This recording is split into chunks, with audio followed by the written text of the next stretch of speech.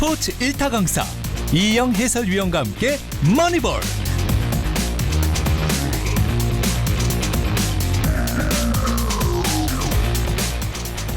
네, 뉴스파다에서 전해드리는 이희영의 머니볼 스포츠 소식 함께하도록 하겠습니다. 스포티비 이희영 해설위원과 함께합니다. 안녕하세요. 안녕하십니까? 예, 다행히 계속 가게 됐습니다. 네, 뭐 어찌 들어보니까 제가 최장수 멤버라고 하는데 영광입니다. 네, 그래서 또 헤어스타일도 멋지게 하고 예, 시청자분들께 인사를 드리고 있는데 우리 지역 프로팀 현재 기준 순위부터 살펴보면서 오늘 이야기 이어가 보도록 하겠습니다. 자, 순위표를 보겠습니다. 먼저 프로야구 KBO 리그 순위고요. 맨 위에는 기아 타이거즈가 자리하고 있습니다. 21승 9패 선두를 자리하고 있고 NC 다이노스 바로 우리 지역팀이 2경기 차로 바짝 추격하고 있는 모습입니다. 네, 지난 롯데와의 주말 낙동강 더비에서 3연승을 달리면서 기아와의 승차를 2경기 차로 유지를 하고 있는 NC예요. 예, 롯데자이언츠는 반면 최하에 자리하고 있었고요. 자, 다음 순위 보겠습니다. 다음 순위 바로 프로축구 그리고 경남FC가 속해 있는 K리그2 순위입니다. 수원 삼성 블루윙즈가 K리그2로 강등이 됐고 그 이후에는 현재 선두를 달리고 있고 경남FC는 아쉽게도 현재 9위에 자리하고 있네요. 네, 지난 주말에 1위인 수원 삼성과의 경기가 있었는데 네. 1대0으로 앞서고 있다가 경기 막판에 이제 실점을 허용하면서 동점으로 승점 1점을 성취를 했는데 예. 아직까지는 뭐 상위권과 그렇게 승점 차이가 많이 나고 있지 않기 때문에 충분히 상위권 도약을 이제 시즌 후 중후반부터 기대해 볼 수 있지 않을까라는 생각이 듭니다. 네, 경남FC는 말씀대로 1대1 무승부를 어제 거뒀었고요. 4경기 무패 행진은 일단 질주를 하면서 다시 올라갈 수 있는 상승 불꽃을 피워가고 있는 상황이고 어린이날 오후 4시 30분 광양에서 전남 드래곤즈와 리그 10라운드 앞두고 있다는 소식입니다. 자, NC 다이노스 다시 이야기 이어가면 선두 기아와 2경기 차 2위에 자리하고 있는데 계속 개막 이후에는 선두 다툼을 이어가고 있단 말이에요. 그러면서 팬들의 구장 방문과 또 열띤 응원도 더해지고 있는데 지난 주말 3연전 그중에 토요일 일요일 경기가 매진도 기록했다고 들었습니다. 그렇습니다. 일단 NC가 시즌 초반 성적이 아주 좋고요. 예. 이번에 주말 매치업이 아주 좋았죠. 롯데와의 낙동강 경기 더비가 펼쳐지다 보니까 토요일 일요일 모두 매진이 됐는데 NC가 창단 이후에 2경기 연속 매진이 이번이 처음이었더라고요. 예. 그리고 개막전도 올 시즌에 매진이 됐었는데 개막전 포함 이번에 2경기까지 해서 한 시즌에 3경기가 매진된 것도 역대 처음이라고 합니다. 그만큼 NC가 최근 들어서 흥행 돌풍을 다시 이어가고 있어요. 그런데 이렇게 매진이 됐을 때도 팀이 승리를 해야 팬들이 계속 매진 사례를 만들어주지 않겠습니까? 그렇습니다. 지금 매진 경기에서 7전 전승을 기록을 하고 있거든요. 근데 그중에 예. 4번이 롯데 상대입니다. 아하. 낙동강 더비에서 홈에서 매진되면 무조건 승리예요. 낙동강 더비에서 특히나 롯데자이언츠 팬들은 우리 지역에 더 많이 계시거든요. 아, 그렇죠. 좀 희비가 좀 많이 엇갈리고 있는데 자, 이렇게 NC 다이노스는 분위기가 좋습니다. 좋은데 오늘 약간은 좀 흐린 날씨처럼 그런 소식이 전해졌거든요. 허구영 KBO 총재가 창원 마산업하고 최용두 의원을 만났더라고요. 그때 이제 NC 다이노스의 연고지 이전 가능성을 언급했다라는 내용이 최용두 의원 SNS 통해서 전해졌고 또 언론 보도가 있었습니다. 이 이유가 보니까 좀 교통 관련 이야기였더라고요. 네, 일단은 창원 NC파크가 교통편이 별로 좋지 않다라는 얘기를 했다고 했고요. 예. 그러면서 지금 NC가 10개 구단 중에 유일하게 평균 관중이 올 시즌에 10,000명이 안 되는 팀이거든요. 아, 저희가 매진 얘기만 했습니다만 실제로는 그렇군요. 그렇습니다. 예. 뭐 평일에는 이제 관중 수가 좀 적다 보니까 그런 일이 있는데 사실은 이 이제 허 총재의 얘기를 들으실 때 잘 이제 의미를 생각해 보시면 이제 정치권의 야구인에 대해 이렇게 요구하는 게 있으면 이런 식으로 흘리면서 얘기를 많이 하시거든요. 예. 그렇기 때문에 이제 뭐 연고지 이전을 생각한다는 거는 그냥 압박하는 용도로 생각하시면 될 것 같고요. 그만큼 창원시 이제 시청이나 정치인들을 통해서 이제 마산의 NC파크를 오는 그런 교통편을 좀 더 늘려달라 이런 예. 얘기를 좀 더 하고 싶었던 것 같고요. NC에서도 바로 연고지 이전 얘기에 대해서는 사실 무근이다라는 얘기를 했거든요. 예. 그만큼 지금 연고지 이전 가능성은 0%라고 보시면 될 것 같습니다. 예, KBO도 그렇고 그리고 NC 측도 선을 그었는데 아무래도 팬들이 예민할 수밖에 없는 게 앞서 그 야구단 매각설이었나요? 그것도 불거진 적이 있었기 때문에 더욱더 예민할 수밖에 없을 것이고 교통 인프라 얘기가 나왔기 때문에 또 지역 소생연구소 뉴스파다에서도 이 부분은 사실 좀 끄덕끄덕할 수밖에 없는 이유도 있습니다. 교통 인프라 얘기에 있어서는. 네, 일단 뭐 대중교통의 편수도 늘어나는 게 중요하지만 NC 구단 입장에서도 계속해서 뭐 경기가 있는 날에는 셔틀버스 대수를 늘린다거나 예. 이런 식으로 관중들이 좀 더 많이 올 수 있는 방법을 연구를 해야겠죠. 네. 그리고 또 이런 얘기는 또 지역 정치권에서도 논의가 돼야 되고 또 그렇죠. 힘써줘야 하는 대목이 될 것도 같습니다. 자, 이렇게 교통 인프라 측면에서 약간의 흐릿한 소식을 전해드렸었는데 주말 3연전 다시 돌아가겠습니다. 그야말로 동남권이 떠들썩했던 낙동강 더비가 열렸는데 양팀 팬들의 희비가 극명하게 엇갈렸다고 말씀을 해드렸고요. 누가 크게 웃었습니까? 네, 이제 창원을 연고로 하고 있는 NC가 아주 크게 웃었죠. 예. 3연전을 싹쓸이 승리로 가져가면서 연승을 달리게 됐고요. 특히나 투수진의 활약이 정말 좋았어요.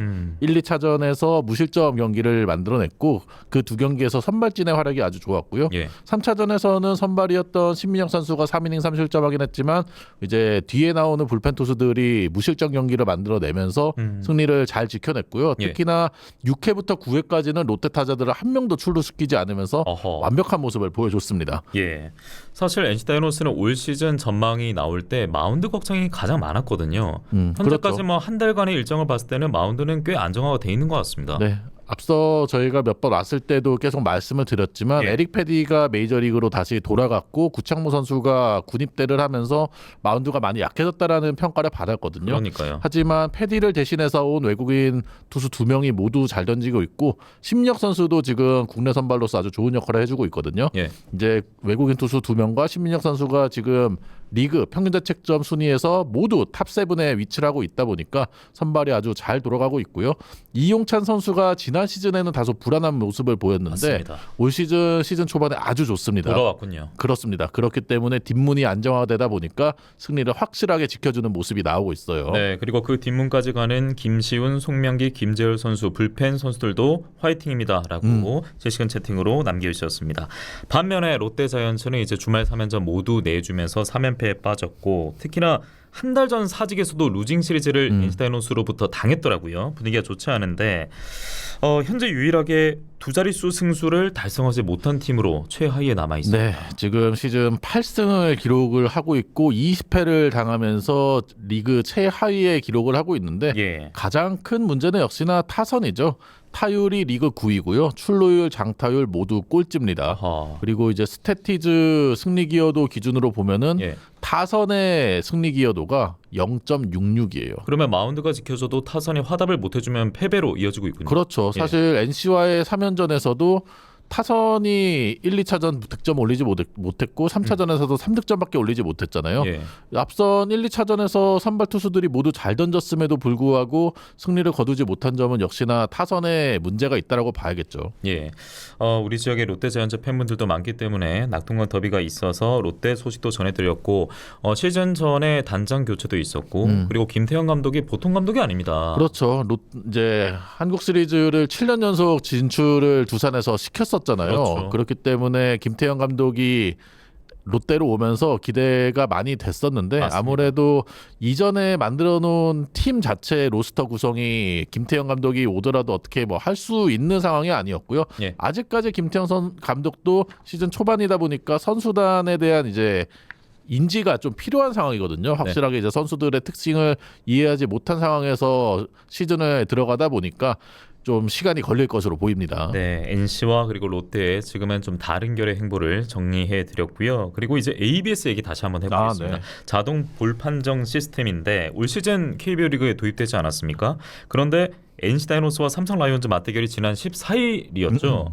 그때 논란이 발생했어요. 그렇죠. 예. 일단 심판이 볼 ABS 콜을 못 들었는데 네. ABS에는 정확하게 스트라이크라고 콜이 됐었거든요. 로봇은 심판에게 스트라이크 했는데 그렇죠. 근데 심판은 그 콜을 듣지 못하고 볼로 선언을 했는데 못했다라고 하고 이제 볼을 선언한 이유를 얘기했었던 거죠. 그렇죠. 그리고 나서 이민호 심판 조장이 이거 그냥 볼로 우겨야 된다라는 식으로 얘기를 한 게 방송을 타고 나가면서 논란이 아주 크게 됐었죠. 은폐라는 정황이 노출이 돼버린 건데 그리고 징계가 나왔다는 소식입니다. 그렇습니다. 이민호 당시 심판조장은 결국에는 계약 해지가 되면서 심판에서 퇴출이 되고 말았고요. 초유의 일 아닙니까? 그렇죠. 예. 사실은 이제 KBO 팬들에게 많이 하는 표현이 예. 각준 경고라 그래가지고 네. 엄중 경고만 내리는 경우가 꽤 많았는데 정말 이번에는 철퇴를 내렸고요. 예. 이제 문승훈 심판과 추평호 심판도 3개월 무급 정직을 받았어요. 그만큼 상당히 논란이 많이 됐던 상황이기 때문에 큰 징계가 내려왔고요. 당시에 NC가 그 스트라이크 볼 판정에 대해서 다소 늦게 항의를 했잖아요. 예. 그게 바로 콜을 들을 수 없었기 때문에 그랬던 거거든요. 근데 이번에 심판을 징계를 주면서 같이 양팀 더가웃에도 송신기를 같이 예. 이제 수신기를 줘가지고 바로 콜을 들을 수 있게 조치를 했다고 합니다. 원래 그 콜 자체 기록 자체가 이후에 찍힌다라고 저희가 말씀을 드렸었고 당시에 항의 시효가 지났다는 이유로 그렇죠. 볼 그대로 간 거였던 거잖아요. 맞아요. NC 입장에서 너무나 억울할 수밖에 없었고 마침 그 이닝에서 실점, 역전 허용 역전패를 그리고 당하고 팀은 말았죠. 패배로 이어졌기 때문에 이게 시즌 말미에 갔을 때는 굉장히 뼈아픈 경기가 될 수도 있습니다. 그래서 좀 여러 가지 개선이 이어지고 있지만 ABS 판정에 항의하고 퇴장당한 경우가 계속 속출하고 있는 거 보면 여전히 지금 선수들 입장에서도 신뢰를 많이 못하고 있는 것 같아요. 네, 류현진 선수도 ABS에 대해서 불만을 대놓고 표시를 했었고요. 예. 황재균 선수도 헬멧을 집어던지면서 퇴장까지 당했었죠. 그러니까 오랜만에 그 표정을 봤어요. 맞습니다. 예. 류현진 선수가 앞선 경기 이제 ABS 존에 대해서 예. 코칭 스태프가 류현진 선수에게 줬는데 그거와 다르다 보니까 류현진 선수가 불만을 표시를 했어요. 그리고 나서 이례적으로 바로 다음 날에 KBO가 이제 전혀 문제가 없었다라고 반박을 했었고요. 예. 황재균 선수는 아무래도 공을 딱 포수가 받을 때 예전에는 미트질이라고 하죠. 열심히 포수들이 이렇게 스트라이크 존으로 끌어올렸거든요. 그렇죠. 들어올리죠. 그렇죠. 근데 이제 ABS가 적용이 되다 보니까 전혀 그럴 필요가 없는 거예요.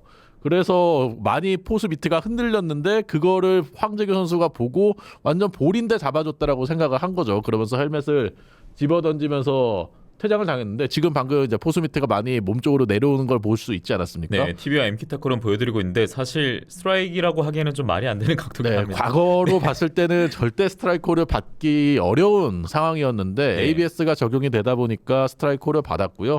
이제 과거에 적용됐던 기준과 다르게 ABS가 적용이 되다 보니까 선수들이 불만을 가지고 있는데 개인적으로는 기계가 좀 더 사람보다는 스트라이크 존을 확실하게 판단을 하지 않겠습니까? 예. 물론 예전의 존과 좀 다르더라도 이제는 선수들이 좀 적응을 해야 된다라는 생각을 하고 있고요.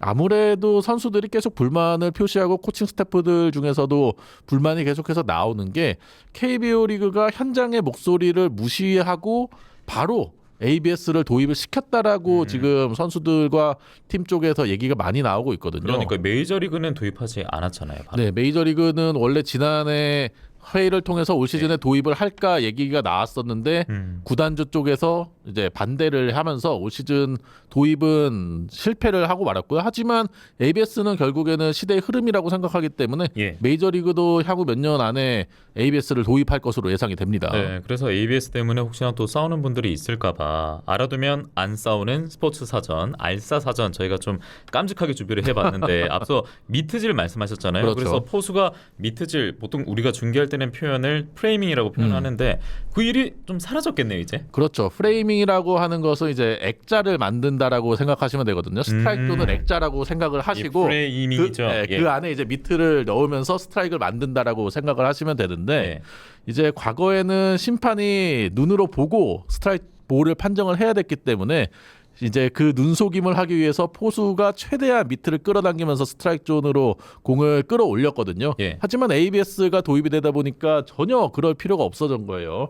황재균 선수 삼진 당할 때 모습도 보면은 미트가 많이 빠졌음에도 그렇죠. 불구하고 바로 스트라이크 콜을 받았거든요. 황재균 선수 발 쪽으로 떨어졌어요. 그렇죠. 이게 과거에는 타자가 공이 들어간 거를 포수 쪽을 보면서 확인을 하잖아요. 예. 그러다 보니까 미트가 스트라이크 존 근처에 오는 거를 확인을 할 수 있는데 이제는 그럴 필요가 없어지다 보니까 타자도 분명히 미트가 잡은 공은 볼인데 예. 그런 상황에서 당연히 불만이 생길 수밖에 없다라고 생각합니다. 네, 그런데 저 프레이밍 자체를 로봇이 했기 때문에 로봇한테 화를 내더라도 또 돌아오는 반응이 없다 보니까 황재균 선수 좀 많이 분노했던 장면도 TV 그리고 또 엔키타카 통해서 여러분 네. 보실 수가 있었습니다. 그래서 좀 우려를 많이 하는 게 ABS가 아직 국제대회는 도입이 안 돼 있잖아요. 예. 그러다 보니까 포수의 프레이밍이 떨어지면은 아하. 국제 경쟁력이 좀 그러네요. 떨어질 수 있다라는 우려도 그러네요. 있어요. 야, 또 그렇게도 볼 수 있는 측면이 있군요. 네, 하지만 뭐 곧 국제 대회도 적용이 될 거기 때문에 예. 이제 빨리 적응을 한다라고 생각하시면 될 것 같습니다. 네, 물론 뭐 선수들도 그렇고 코칭 스태프도 스트레스 많이 받을 수 있겠습니다만 어쨌든 정해진 룰이 돼버렸기 때문에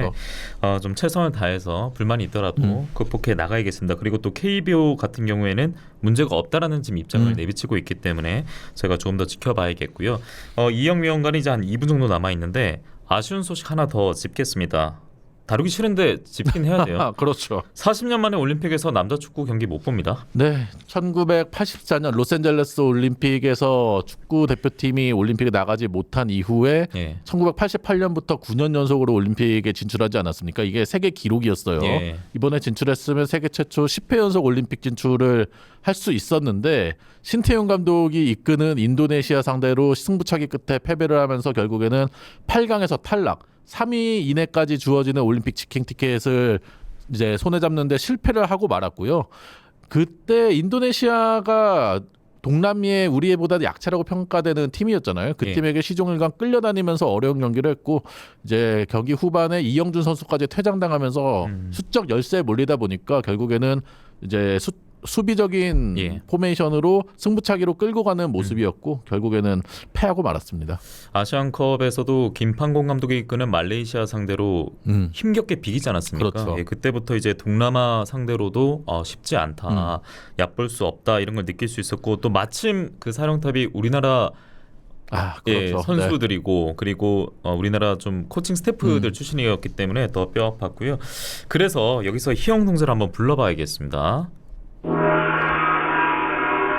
이분 나올 수밖에 없습니다. 대한축구협회 정몽규 회장 임기가 2025년 1월까지로 1년이 채 남지 않은 것으로 알려져 있는데 사퇴 압박은 이번에 더 거세질 수밖에 없지 않겠습니까? 그래서 앞으로 어떤 행보를 보일까? 고 또는 스톱으로 좀 알려주시죠. 저는 고로 봅니다. 그대로 간다는 겁니까? 네, 아무래도 여론은 지금 줄기차게 정명규 회장의 예. 사퇴를 바라고 있지만 예. 정명규 회장의 지금 의지가 워낙 강하거든요. 사과문을 내긴 했지만 사과문 뒤에 숨어서 정의성 정력강화위원장과 정명규 회장은 전혀 나오고 있지 않고 있고 예. 그런 상황에서 정명규 회장이 AFC 임원까지 노리고 있다라는 얘기가 있거든요. 아하. 그런 이제 정치적인 상황까지 예. 고려했을 때는 사퇴 안 할 거라고 봅니다. 알겠습니다. 이영 동자의 선택이 맞을지 예측이 맞을지 안 맞았으면 좋겠어요. 네, 뉴스바를 통해서 확인해 보시기 바랍니다.